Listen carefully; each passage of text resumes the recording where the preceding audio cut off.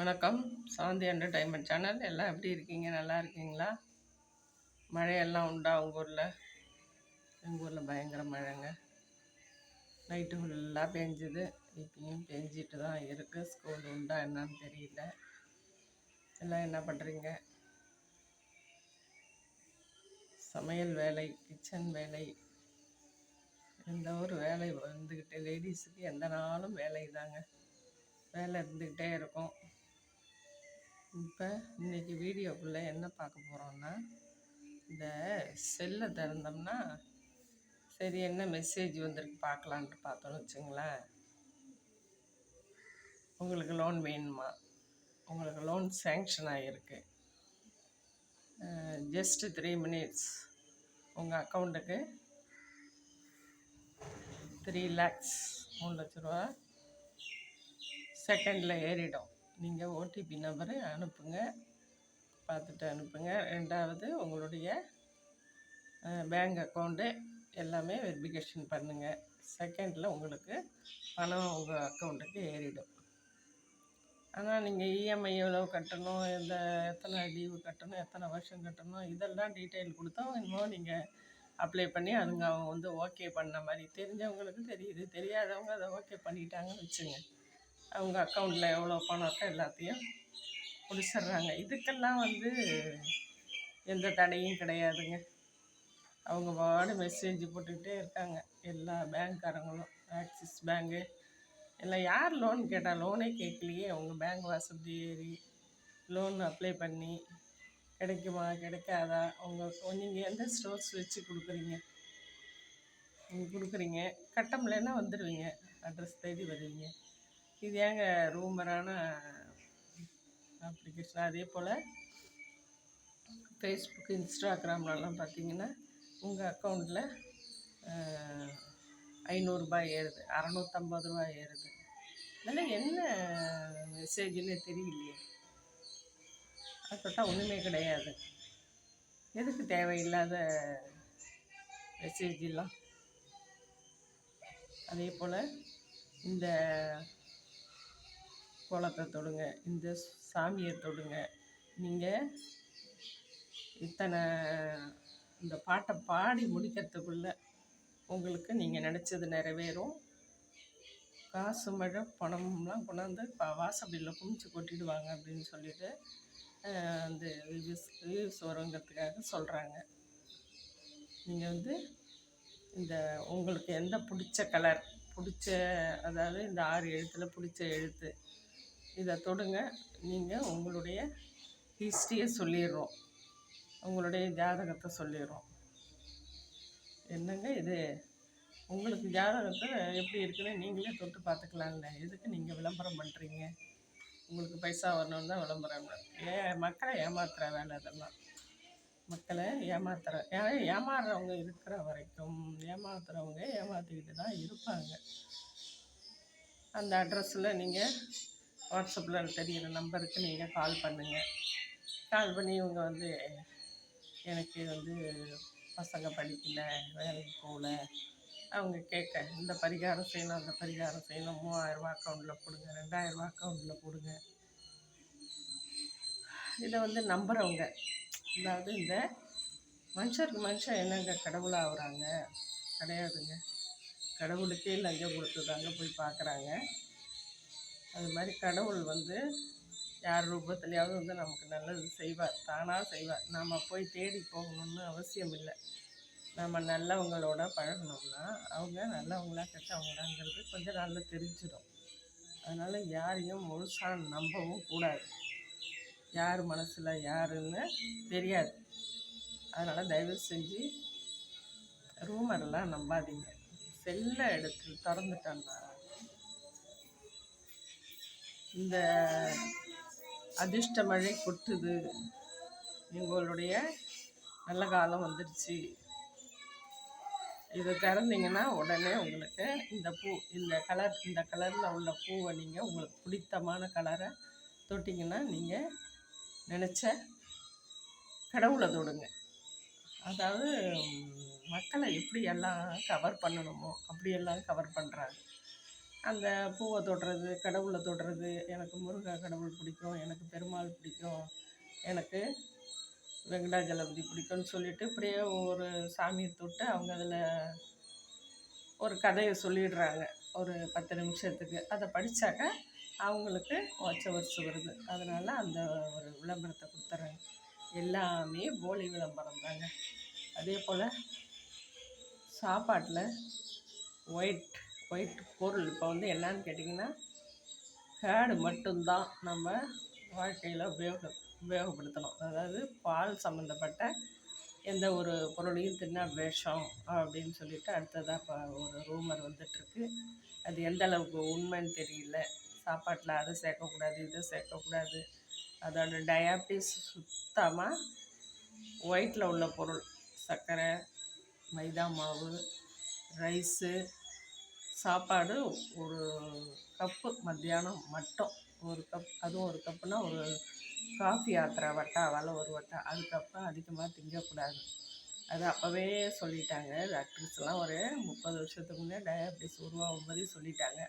ஆனால் இப்போ புதுசாக கண்டுபிடிச்சி டாக்டர் சொல்கிறாங்க பாருங்க, மைதா பரோட்டா அதெல்லாம் சாப்பிடக்கூடாது, கிழங்கு ஐட்டம் சாப்பிடக்கூடாது.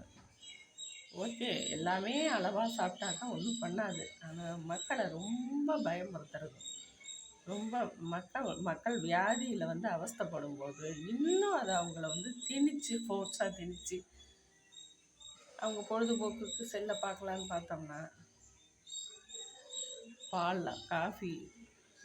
பாலை வந்து சுத்தமாகவே அவாய்ட் பண்ணிடணும், விஷம், கேன்சராக மாறும், என்னென்ன பொருளைங்கிறீங்க. செல்லை திறந்தால் இதே தாங்க.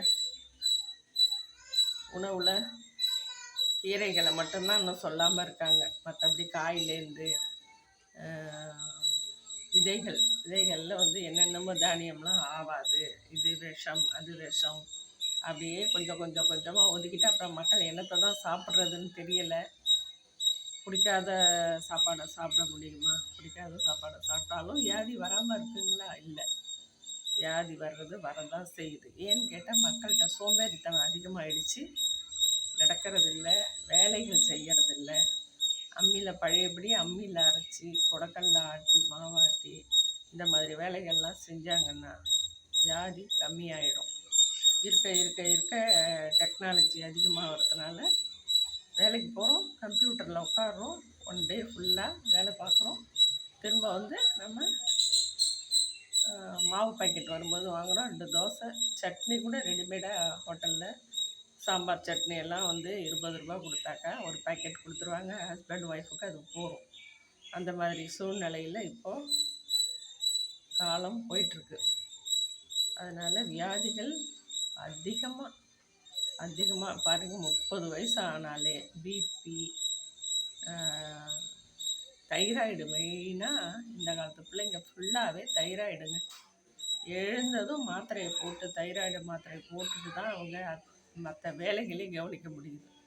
அந்த மாதிரி வியாதி வந்து அஃபெக்ட் பண்ணுதுங்க எல்லாரையுமே. அதனால் நீங்கள் கூடுமான அளவுக்கு வேலைகள் அதிகம் பார்த்தீங்கனாலே, அப்புறம் கேட்டிங்கன்னா, அதாவது 24 ஹவர்ஸ் 1 டேக்கு, அந்த 24 ஹவர்ஸில் அவங்க நைட்டு 9 மணிக்கு படுத்து, சில லேடிஸ்லாம் நைட்டு 9 மணிக்கு படுக்கிறாங்க, காலையில் 8 மணி வரைக்கும் தூங்குறாங்க. 24 ஹவர்ஸில் 12 மணி நேரம் ஒர்க்கிங் டைம், 12 மணி நேரம் தூங்கணும். அதில் இப்போ 8 மணி நேரம் தூங்கினா போதும், 7 மணி நேரம் தூங்கினா போதும். நல்லா தூங்கினா 4 மணி நேரம் எந்திரிக்காமல் தூங்கினாலே டயர்ட்னஸ் இருக்காது, சுறுசுறுப்பு இருக்குன்னு டாக்டர் சொல்கிறாங்க. ஆனால் 24 ஹவர்ஸில் டேயில் வந்து சில லேடிஸ்லாம் டேலையும் தூங்குறாங்க, நைட்லேயும் தூங்குறாங்க. அதேமாரி தூங்கி அந்த உடம்புல ரத்த நாளங்கள்லாம் என்ன பண்ணும், சர்க்குலேஷன் வந்து பாடி சர்க்குலேஷன் ஃபுல்லாகவே இருக்காதுங்க. வேலை செய்யும்போது தான் எந்த இடத்துல வந்து நரம்பு டச்சு இல்லாத நெளிவு சுழிவாக மடங்கியிருக்கோ அதெல்லாம் வந்து நம்ம குனிஞ்சு நிமிர்ந்து வேலை செய்யும்போது ப்ளட் சர்க்குலேஷன் கரெக்டாக இருக்கும். நம்ம ஸ்லீப்பிங்லே இருந்தாக்கா ப்ளட் சர்க்குலேஷன் அங்கே இங்கேயும் ஸ்டாப் ஆகிடும். அதனால் கால் வலி, கை வலி, இடுப்பு வலி, எல்லா வலியும் வரும். சோம்பேறித்தனம் இருக்கவே கூடாது.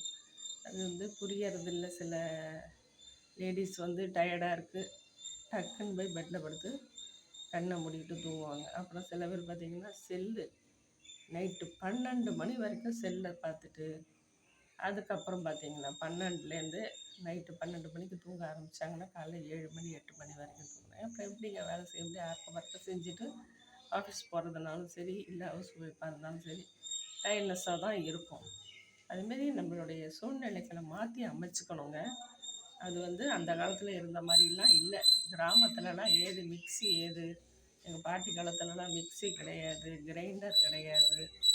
சொல்லுவாங்க, பாட்டிலாம் சொல்லுவாங்க, கிரைண்டர் கிடையாது, கொடக்கல்ல தான்ப்பா ஆட்டுவோம். எனி டைம் வந்து சாப்பாடு தான். தோசை இட்லி எல்லாம் டெய்லிலாம் கிடையாது. இப்போல்லாம் ஒரு வேளை தான் சாப்பாடு, 2 வேளை டிஃபன் அப்படின்னு போயிடுது. உடம்புல சத்தில்லா குறைபாட்டினால தான் வியாதி வந்து ஓவராக அட்டாக் பண்ண ஆரம்பிச்சிருது. எவ்வளோ சம்பாதிச்சாலும் பாதி காசு வீட்டுக்கு, பாதி காசு வைத்தியத்துக்குன்னு ஒதுக்கி வைக்க வேண்டியதாக இருக்குது. எது சேமிக்கிறோமோ இல்லையோ, ஒரு அர்ஜென்ட்டுக்கு நம்ம ஹாஸ்பிட்டல் போகணுன்னு சொல்லிட்டு நம்ம அக்கௌண்ட்டில் பணம் கண்டிப்பாக வச்சே ஆகணும். அப்படி இருக்கும்போது லோன் தரேன்னு சொல்லிவிட்டு இந்த மாதிரி ஒரு ரூமரால் மெசேஜ்லாம் வந்தால் சில பேருக்கு அது புரியாமலே தொட்டு ஓகே கொடுத்துட்றாங்க. அதெல்லாம் வந்து செய்யாதீங்க. தயவு செஞ்சு ரூமரான மெசேஜ் எல்லாம் போடாதீங்க. மக்கள் நம்புகிறாங்கன்னு சொல்லிட்டு எதை வேணால் போட முடியுமாங்க?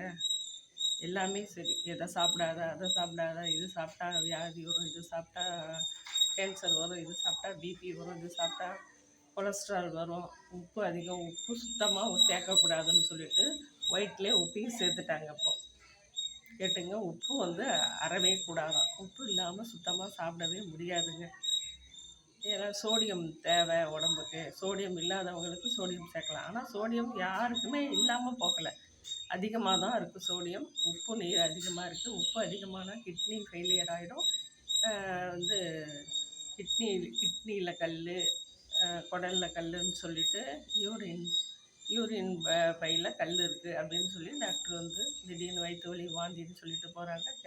எக்ஸ்ரேயோ ஸ்கேனோ எடுக்கிறாங்க. உடனே வந்து உங்களுக்கு உப்பு நீர் அதிகமாக இருக்குது, கிட்னி வேலை செய்யலை, டயாலிஸ் பண்ணணும், கல் நிறைய இருக்குது, ஸ்டோன் இருக்குது, அதெல்லாம் உடச்சி தான் எடுக்கணும். நிறையா டயாபிட்டிஸ்க்கு அந்த மாதிரி சொல்கிறாங்க. அது எதனாலன்னு கேட்டால் உப்பு அதிகமாக இருக்கும், உப்பே சேர்க்கக்கூடாதுங்கிறாங்க. வர வர சாப்பிட முடியாமல் மனுஷர்கள்லாம் 50 வயசு 60 வயசு ஆகிறதுக்குள்ளே ஹார்ட் அட்டாக் வருது. உப்புனாலே ஹார்ட் அட்டாக், ரத்தம் நல்லா ஓடாததுனால ஹார்ட் அட்டாக் வருமா? அது படிக்கக்குள்ளே மென்டலி நம்ம டோட்டலி மென்டலியாக இருப்போம். மென்டல் வந்து இப்போ நான் அதிகமாக வர மாதிரி உணவு முறைகள்லாம் நிறைய கட்டுப்பாடு வருது. தயவு செஞ்சு ரூமரை கலப்பாதீங்க. அதாவது மெசேஜ் போடுறவங்க லோன் தரேன்னு பொய்யான மெசேஜ் போடாதீங்க. ரெண்டாவது, அதை சாப்பிடாதீங்க இதை சாப்பிடாதீங்கன்னு மக்களை, டாக்டர்ஸும் சரி யூடியூப்காரங்களும் சரி பயமுறுத்தாதீங்க. தயவு செஞ்சு மக்களை பயமுறுத்தாதீங்க. ஏற்கனவே அவங்க பயத்தில் தான், கஷ்டத்தில் தான் வாழ்ந்துட்டுருக்காங்க. தயவு செஞ்சு அதை சாப்பிடாத இதை சாப்பிடாதன்னு சொல்லி பயமுறுத்தாதீங்க. என் வீடியோஸ் எல்லாம் பார்க்குறீங்களா? பிடிச்சிருந்தா லைக் பண்ணுங்கள், மற்றவங்களுக்கும் ஷேர் பண்ணுங்கள். புதுசாக பார்க்குறவங்க சப்ஸ்கிரைப் பண்ணிக்கோங்க. இன்னொரு வீடியோவில் சந்திப்போம். பாய்.